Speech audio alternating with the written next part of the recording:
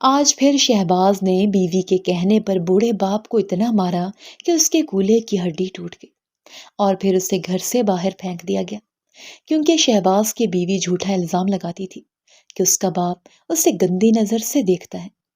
باپ کو نکالنے کے بعد شہباز کو فالج کا اٹیک ہو گیا اور اس کے گھر سے رزق اٹھا لیا گیا اور اس کے بچے بھوک سے بلکنے لگے۔ شہباز کی بیوی اسے ریڑھی پر ڈال کر بھیک مانگ رہی تھی کہ اچانک ان کو سڑک پر ابا نظر آئے، جس کی جھولی پیسوں سے بھری ہوئی تھی۔ شہباز اور اس کی بیوی قریب آ گئے۔ انہوں نے ابا کو ہاتھ لگایا تو اس کی روح کانپ گئی، کیونکہ ابا تو 2 دن سے… تیری ہمت کیسے ہوئی میری بیوی پر بری نظر ڈالنے کی؟ مجھے تو سوچ سوچ کر ہی شرم آ رہی ہے کہ میں تجھ جیسے باپ کی اکلوتی اولاد ہوں۔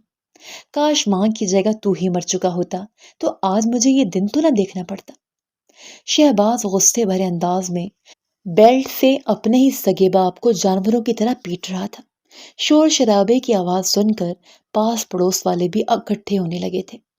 بوڑھا ساقی بابا جو ابھی ابھی جائے نماز سے اٹھ کر کمرے سے باہر نکلے تھے تو بیٹے نے انہیں گریبان سے پکڑ کر زمین پر گرایا تھا۔ ان کے ہاتھ میں موجود تسبیح چھوٹ کر دور زمین پر جا گری تھی۔ وہ بوکھلائے ہوئے انداز میں ہانپتے ہوئے خود کو بیٹے سے چھڑواتے اور ایک ہی بات پوچھے جا رہے تھے، شہباز پتر، کیا بات ہے؟ میں نے کیا ہے؟ تو کیوں مجھے مار رہا ہے بیٹا؟ میں تو تیرا باپ ہوں، کچھ تو لحاظ کر۔ ایسے کئی الفاظ بوڑھا باپ کہے جا رہا تھا، مگر شہباز پر تو جیسے بھوت سوار تھا۔ سامنے دروازے کے پاس کھڑی اس کی بیوی سینے پر ہاتھ باندھے اسے بغور دیکھ رہی تھی۔ اس کے چہرے پر ایک سکون بھری مسکراہٹ تھی۔ شہباز جب باپ کو مار مار کے تھک چکا تو ایک بار پھر زمین پر گرے ہوئے باپ کو اٹھایا اور حقارت بھرے لہجے میں بولا، ابا بند کر اپنا یہ اچھا بننے کا ڈھونگ۔ جانتا ہوں جتنا تو دیندار اور 5 وقتی نمازی ہے، میری پیٹھ پیچھے میری ہی بیوی کو غلط نظروں سے دیکھتا ہے۔ کیا تجھے شرم نہ آئی اپنی بیٹی جیسی بہو پر گندی نظر ڈالتے ہوئے؟ شہباز تو پھٹ پڑا تھا۔ بوڑھے باپ نے جب بیٹے کے منہ سے یہ سنا تو اس کی آنکھیں حیرت سے پھٹی کی پھٹی رہ گئیں۔ وہ تو گویا تڑپ ہی اٹھے تھے۔ فوراً نفی میں سر ہلاتے ہوئے بوکھلا کر کہنے لگے، یہ جھوٹ ہے، میں ایسا سوچ بھی نہیں سکتا۔ وہیں دروازے پر کھڑی پڑوس کی عورتوں نے جب یہ ماجرا سنا تو کانوں کو ہاتھ لگا کر رہ گئے۔ ساقی بابا کو آخر کون نہیں جانتا تھا، پورا گاؤں ہی ان کا طرفدار تھا۔ وہاں مقیم لوگوں نے اپنی عمر کا ایک حصہ ان کے ساتھ گزارا تھا، وہ ان کی عادت سے واقف تھے۔ آج تک ثاقب بابا نے کبھی اپنی بیوی کو آنکھوں میں آنکھیں ڈال کر بات نہ کی تھی۔ وہ انتہائی عزت دار اور نیک شخص تھے، سب ان کی عزت کیا کرتے تھے۔ محلے کے لوگوں کو ثاقب بابا اپنے سگوں جیسے عزیز تھے، مگر آج جو تہمت ان کے سگے بیٹے نے ان پر لگائی تھی وہ سن کر سب کے ہوش اڑ چکے تھے۔ محلے کے چند لوگ آگے بڑھ کر بابا کے حق میں بولنے لگے تو شہباز نے فوراً انہیں چپ کروا کے یہ کہتے ہوئے وہاں سے رفو چکر کر دیا اور کہا، یہ ہمارے گھر کا معاملہ ہے، آپ لوگ اس میں دخل اندازی نہ کریں۔ نہ چاہتے ہوئے بھی وہاں سے مجمع ہٹ چکا تھا۔ ثاقب بابا مارے صدمے کے کچھ بول بھی نہیں پا رہے تھے۔ انہوں نے شکوہ کرا نظروں سے بہو کو دیکھا جو حقارت سے انہی کو دیکھتے ہوئے گھور رہی تھی۔ بوڑھے باپ کی آنکھوں میں اس پل آنسو آئے تھے، ان کا وجود کپ کپانے لگا تھا۔ وہ کہنے لگے کہ بیٹا، ساری عمر میں نے صرف اس محلے میں عزت ہی کمائی تھی اور آج تم نے وہ بھی ملیا میٹ کر دی۔ تم نے میرے ساتھ زندگی کے 35 سال گزارے ہیں، جبکہ تمہاری بیوی کو اس گھر میں آئے ہوئے صرف 5 سال ہوئے۔ تم نے اس کی بات پر یقین کر لیا، اور میں جو تمہارا سگا باپ تھا، جس نے تمہیں بچپن میں کبھی اپنی ماں سے بھی بدتمیزی سے بات نہ کرنے دی، ہمیشہ نظریں نیچی رکھ کر چلنے کی تلقین کی، اسی پر تم اتنا گھٹیا الزام لگا بیٹھے ہو۔ ثاقب بابا کے الفاظ میں اس قدر درد تھا کہ ایک پل کو شہباز جھرجھری لے کر رہ گیا۔ اس کی گرفت باپ کے گریبان سے ڈھیلی ہونے لگی۔ شاید وہ ششو پنج کا شکار ہو چکا تھا۔ جب پیچھے کھڑی فردوس نے یہ منظر دیکھا اور معاملہ اپنے ہاتھ سے نکلتا ہوا دیکھا تو فوراً آگے بڑھی اور روتے ہوئے شوہر سے کہنے لگی، بس یہی تو شہباز سے غلطی ہو گئی۔ اتنے سالوں سے آپ نے اس کی آنکھوں پر یہ جو پٹی باندھ رکھی ہے نا، آپ کے کہنے کا مقصد ہے کہ میں جھوٹ بول رہی ہوں کیا؟ کیا کوئی عورت اس حد تک بھی گر سکتی ہے جو اپنی عزت داؤ پر لگا دے؟ آخر مجھے کیا ملے گا ایسا کر کے؟ فردوس دھاڑے مار مار کر رونے لگی۔ شہباز کی نظر اس کے کپڑوں پر گئی جو جگہ جگہ سے نوچے جا چکے تھے۔ بہرحال اس نے ایک بار پھر اپنے باپ کو مشتعل ہو کر اندھا دھند مارنا شروع کر دیا اور گھر سے باہر نکال دیا۔ بوڑھا باپ منہ کے بل زمین پر گرا تھا، اس کا وجود درد سے چور تھا، یوں لگتا تھا جسم کی ایک ایک ہڈی ٹوٹ چکی ہو۔ آنکھوں سے آنسو تواتر سے بہ رہے تھے۔ وہ زمین سے اٹھے اور اللہ اکبر کہتے دیوار سے ٹیک لگا کر بیٹھ گئے۔ وہ ہانپ رہے تھے۔ اسی پل محلے کے کئی گھروں سے عورتیں اور مرد باہر آئے اور بابا جی کو اپنے گھر لے جانے لگے، مگر بابا نے ان کے ساتھ جانے سے منع کر دیا اور بولے کہ تم سب کا بہت بہت شکریہ، مگر میں رک کر یہاں مزید اپنی بےعزتی نہیں کروا سکتا۔ میرے کردار پر میرا خدا گواہ ہے۔ اتنا کہہ کر وہ بابا وہاں سے اٹھے اور لڑکھڑاتے ہوئے ایک سمت کو چل دیے۔ شہباز بیوی کو سینے سے لگا کر دلاسے دے رہا تھا، جو روتے ہوئے شوہر سے لپٹ کر اوداد سنا رہی تھی، جبکہ اندر ہی اندر اس کا دل خوشی سے ناچ رہا تھا۔ فردوس ایک آزاد خیال لڑکی تھی، پڑھی لکھی تھی اور شہباز سے اس کی پسند کی شادی تھی۔ وہ اور شہباز ایک یونیورسٹی میں ساتھ پڑھتے تھے، وہاں ان کے اور بھی لڑکے لڑکیاں دوست تھے۔ شادی کے بعد شہباز تو سبھی دوستوں سے کٹ کے رہ گیا تھا اور اپنا سارا دھیان نوکری پر دے رہا تھا، مگر فردوس ابھی بھی شہباز کے جانے کے بعد سارا دن دوستوں کے ساتھ باتوں میں لگی رہتی۔ ثاقب بابا نے پہلے تو دھیان نہ دیا، مگر جب ایک روز فردوس کے لڑکے دوست شہباز کی غیر موجودگی میں گھر تک آ رہے تو ثاقب بابا انہیں گیسٹ روم میں بٹھانے لگے، مگر تبھی فردوس فوراً انہیں ٹوک کر ان لڑکوں کو اپنے بیڈ روم میں لے گئی۔ بابا کے لیے یہ بات حیران کن تھی، آخر وہ ایک دیندار شخص تھے۔ ان کی بے تکلفی اور باہر تک آتی ہنسی مذاق کی آوازیں سن کر وہ اندر ہی اندر گھڑنے لگے۔ ان کے جانے کے بعد فردوس کو سمجھایا بھی کہ وہ نامحرم ہے، اچھی بیٹیاں لڑکوں سے دوستی نہیں کرتی، مگر فردوس نے تو اس بات کو انا کا مسئلہ بنا لیا تھا۔ وہ کہنے لگی کہ آپ میرے کردار پر شک کر رہے ہیں، مجھے شہباز کی نظروں میں گرانا چاہتے ہیں۔ ثاقب بابا کچھ کہتے، فردوس پہلے ہی مطلب اخذ کر چکی تھی۔ پھر کیا تھا، اس نے تو ضد سے سب کو گھر بلانا شروع کر دیا اور ان کے درمیان بیٹھ کر بے باکی سے باتیں کرنے لگی۔ اس روز ثاقب بابا نے غصے سے بہو پر ہاتھ اٹھانے کی بھی کوشش کی تھی۔ آخر کو ان کا گھر تھا، بنا اجازت وہ غیر مردوں کا آنا جانا کیسے برداشت کر سکتے تھے؟ کوئی پوچھتا تو کیا کہتے، میری بہو کے دوست آئے ہیں؟ فردوس نے تبھی سسر سے بدلہ لینے کی ٹھان لی اور پھر یہ سارا ڈرامہ رچا دیا۔ سسر سے تو اب اس کی جان چھوٹ چکی تھی، وہ دن اس کے لیے عید سے کم نہیں تھا۔ شہباز چند روز پریشان رہا، مگر باپ کو ڈھونڈنے کی کوشش نہ کی۔ چند روز بعد وہ بھی اپنی مصروفیت میں مگن ہو چکا تھا۔ چند روز یوں ہی پرسکون سے گزر گئے۔ فردوس کی تو زندگی گویا جنت بن چکی تھی۔ وہ شہباز کے جانے کے بعد یوں ہی دوستوں سے سارا دن باتیں کیا کرتی اور اپنے چھوٹے بچوں پر بھی کچھ دھیان نہ دیا کرتی۔ ایک روز شہباز جب کام پہ جانے لگا تو فردوس سے بولا، میری طبیعت بہت بے چین سی لگ رہی ہے، ایسا لگتا ہے دل کو کسی نے مٹھی میں جکڑ رکھا ہے۔ شہباز سینے پر ہاتھ رکھ کے بول رہا تھا۔ جب فردوس نے دیکھا تو فوراً سے درد کی دوا دے کر بولی کہ جب آج کام سے واپس آؤ تو ڈاکٹر کے پاس سے ہوتے آنا تاکہ بیماری کی تشخیص ہو سکے۔ شہباز کو 3-4 دن سے یوں ہی محسوس ہو رہا تھا۔ وہ کام پر تو چلا گیا، مگر اس کی طبیعت مزید بگڑتی چلی گئی۔ ابھی اسے دفتر میں پہنچے ہوئے کچھ ہی دیر ہوئی تھی کہ اسے چکر آئے اور وہ گر پڑا۔ اس کے ساتھ کام کرنے والے عملے نے اسے فوراً ہسپتال پہنچایا، جہاں پر وہ کتنی دیر بے ہوشی کی حالت میں رہا۔ فردوس جو اس وقت اپنے دوستوں کے ساتھ بیٹھی باتوں میں مشغول تھی، جب اسے ہسپتال سے کال آئی تو اس کے پیروں تلے زمین نکل گئی۔ وہ سب کو وہیں چھوڑ کر فوراً ہسپتال پہنچی، جہاں شہباز بے سدھ پڑا تھا۔ ڈاکٹروں نے کہا کہ شہباز کو فالج کا اٹیک ہوا ہے۔ یہ سن کر تو فردوس کے پیروں کے نیچے سے زمین ہی نکل گئی۔ وہ شہباز کے گلے لگ کر پھوٹ پھوٹ کر رونے لگی۔ بھلا وہ جوان جان اسے کیسے فالج کا اٹیک ہو سکتا تھا؟ وہ شہباز کو گھر تو لے آئی، دفتر والوں نے چند پیسے بھی اسے دیے، مگر وہ کتنے دن تک چلے؟ فردوس کو تو سب کچھ بھول گیا تھا۔ وہ تو بس اب شہباز کی خدمت میں لگی رہتی اور اس کا خیال رکھتی۔ اس بیماری کا کیا آنا تھا کہ ان سے تو رزق چھن گیا تھا۔ گویا یہ سب کچھ بابا کے جانے کے بعد سے ہی شروع ہو چکا تھا۔ ایک ہفتے کے اندر اندر ان کی زندگی کا نظام درہم بھرم ہو چکا تھا۔ شہباز نے تو ویسے بھی اپنی ساری تنخواہ کی ساری کمائی یوں ہی عیاشی میں اڑا دی تھی، جبکہ اب تو شہباز کی نوکری بھی چلی گئی تھی۔ شہباز کچھ بولنا چاہتا مگر بول نہ پاتا، وہ چلنے پھرنے سے بھی قاصر ہو چکا تھا۔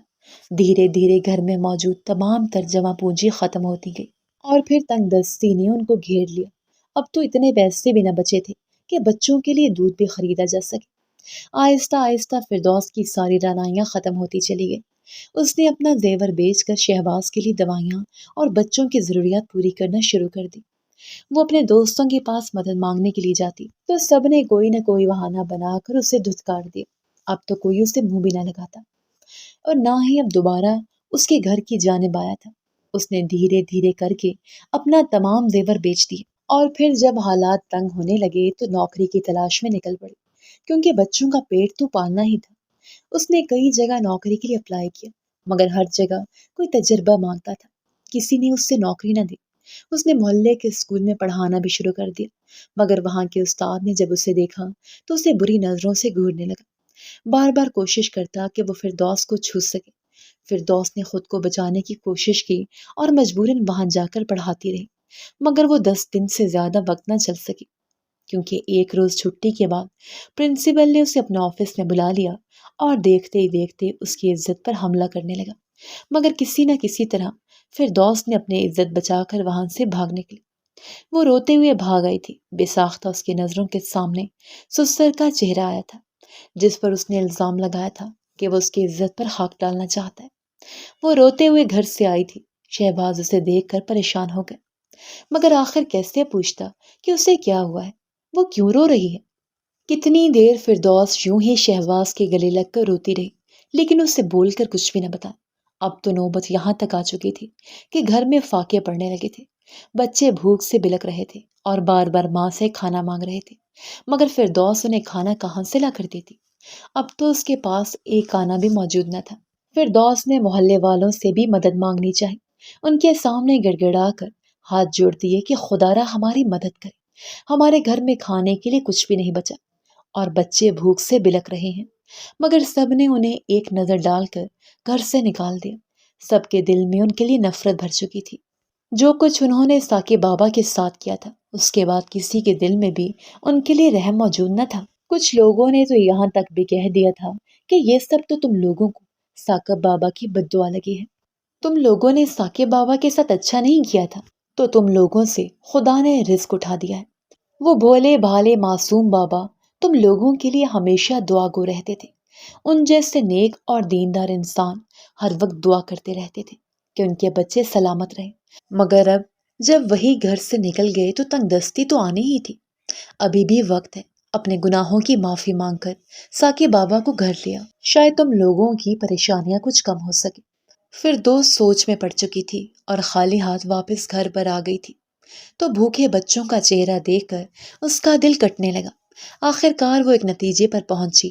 وہ بستر پر لیٹے شہباز کے پاس جا کر کہنے لگی کہ شہباز، مجھے نہ تو نوکری مل رہی ہے اور نہ ہی کوئی رشتہ دار ہماری مدد کرنے کو تیار ہے۔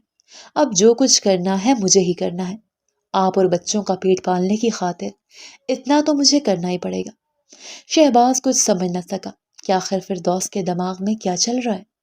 اتنا برا وقت آ چکا تھا کہ فردوس نے اپنے شوہر کو ایک پرانی سی ریڑھی پر ڈالا اور اپنے ساتھ لے جا کر سڑکوں پر چلنے لگی۔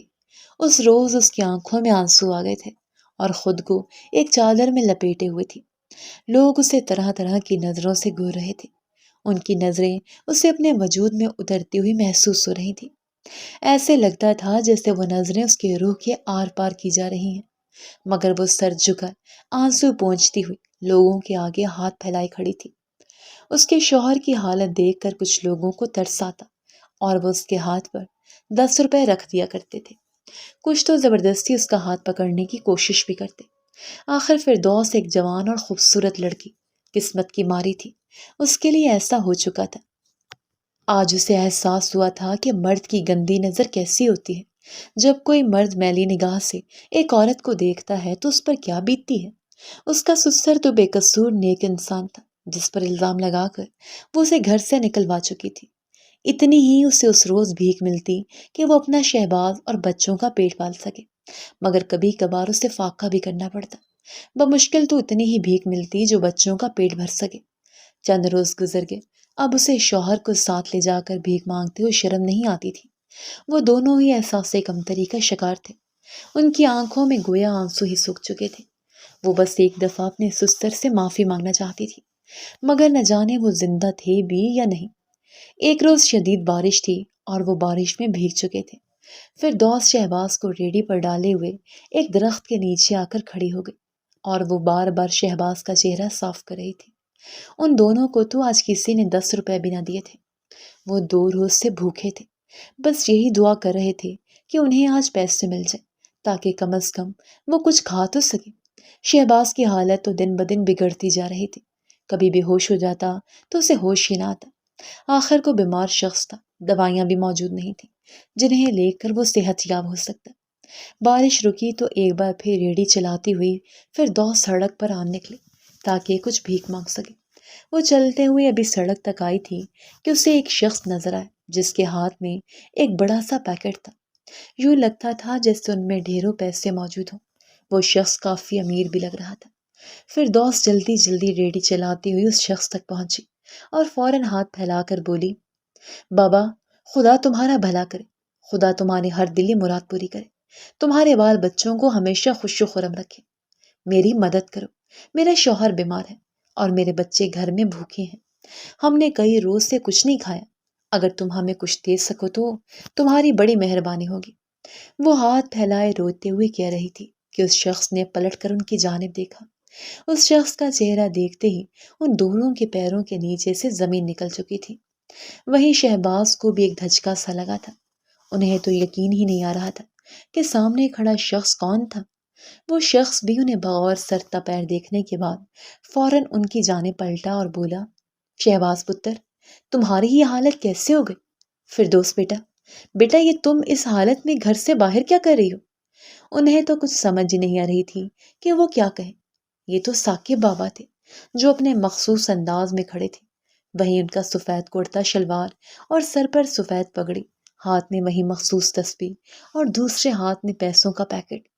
انہیں تو یقین ہی نہیں آ رہا تھا کہ یہ ان کا باپ ہے۔ وہ تو بالکل ایسی حالت میں تھے گویا خوش و خرم ہو، انہیں تو کسی قسم کی تنگی گویا چھو کر بھی نہ گزری ہو۔ ثاقب بابا انہیں ایک طرف لے گئے اور ان کی حالت دیکھ کر رونے لگے اور سارا ماجرا پوچھنے لگے۔ فردوس شرمندہ سی سر جھکائے سسر کو دیکھ کر رونے لگی اور ان کے قدموں میں گر کر معافی مانگنے لگی، کیونکہ کتنے روز سے وہ انہی کو تو تلاش کر رہے تھے۔ ان پر جھوٹا الزام لگانے کی وجہ سے آج ان کی یہ حالت ہو چکی تھی۔ انہوں نے سسر کو ساری روداد سنائی۔ ثاقب بابا کی آنکھوں میں آنسو آ گئے۔ وہ رونے لگے اور بولے کہ بیٹا، میں نے تو تم لوگوں کو تصور میں بھی کبھی برا نہیں کہا، بھلا میں بد دعا کیسے دے سکتا تھا؟ وہ فوراً بابا کے ساتھ گھر چلے آئے تو ثاقب بابا نے فردوس سے پوچھا، آخر آپ کے پاس اتنے پیسے کہاں سے آئے؟ ثاقب بابا بتانے لگے کہ میں جب اس گھر سے نکل کر باہر گیا تو کئی روز یوں ہی مسجد میں بیٹھ کر گزارتی۔ ایک روز جب مسجد میں بھی کسی نے کھانے کو کچھ نہ دیا تو میں باہر درخت سے پھل توڑنے کے لیے گیا۔ میرے پاس کوئی ٹھکانہ نہ تھا سوائے مسجد کے۔ میرے دن رات عبادت میں گزر رہے تھے۔ میں مسجد سے باہر نکلا تو مجھے ایک شخص مل گیا، میرے بچپن کے دوست کا بیٹا، جو کتنے عرصے سے مجھے ہی ڈھونڈ رہا تھا۔ دراصل میرے دوست کو مدد درکار تھی، اسے لاکھوں روپے کی ضرورت تھی۔ اس وقت 1 لاکھ روپیہ بھی کروڑ کے برابر ہوا کرتا تھا۔ میں نے اپنی وراثت میں ملی زمینیں بیچ کر اپنے دوست کی مدد کی تھی۔ اس کے بعد اس کا کاروبار ٹھیک ہو گیا اور وہ وہاں سے دوسرے ملک چلا گیا، مگر آج وہ اپنے احسان کا بدلہ چکانا چاہتا تھا۔ جب اس کے بیٹے نے مجھے دیکھا تو فوراً اپنے ساتھ گھر لے گیا اور کہنے لگا کہ آج ہم جس مقام پر ہیں وہ صرف اور صرف آپ کی وجہ سے ہے۔ اس کے بعد انہوں نے مجھے کئی روز تک اپنے گھر میں رکھا اور بالکل یوں خیال رکھا گویا میں ان کا سگا ہوں۔ انہوں نے میرا آرام کا خیال رکھا۔ مجھے ان کے ہاں زیادہ دن رہنا اچھا نہ لگا تو جب میں ان کے گھر سے نکلنے لگا تو میرے دوست نے مجھے شکریہ کے طور پر یہ 1 کروڑ روپیہ انعام دیا تھا۔ ان کا کہنا تھا کہ یہ تمہارے احسان کا تھوڑا سا بدلہ ہے۔ میں پیسے لے کر یہی کھڑا سوچ رہا تھا کہ ان پیسوں کا کیا فائدہ جب میرے بچے میرے ساتھ نہیں۔ شہباز اور فردوس نے جب یہ سنا تو ان کے سر شرم سے جھک گئے تھے۔ وہ ہاتھ جوڑ کر اپنے باپ سے معافی مانگنے لگے۔ فردوس ان کے قدموں میں گر گئی تھی اور پھر ساری سچائی اس نے شہباز کو بھی بتا دی۔ شہباز کو غصہ آیا تھا، وہ منمنا رہا تھا مگر کچھ بھی بول نہیں سکتا تھا۔ ساکی بابا نے سچے دل سے بیٹے اور بہو کو معاف کر دیا اور پھر ان پیسوں سے اپنے بیٹے کا علاج کروایا۔ کچھ عرصے بعد شہباز دوبارہ اپنے پیروں پر کھڑا ہو گیا۔ فردوس بھی کافی بدل چکی تھی، البتہ شہباز نے ٹھیک ہو کر باپ کے قدموں میں گر کر معافی ضرور مانگی تھی۔ گھر میں خوشیاں اور رونقیں لوٹ آئی تھیں۔ ہر مشکل کے بعد آسانی ہے۔ اگر والدین کا سایہ سروں پر سلامت رہے تو مشکل میں بھی انسان کی ہمت نہیں ٹوٹتی۔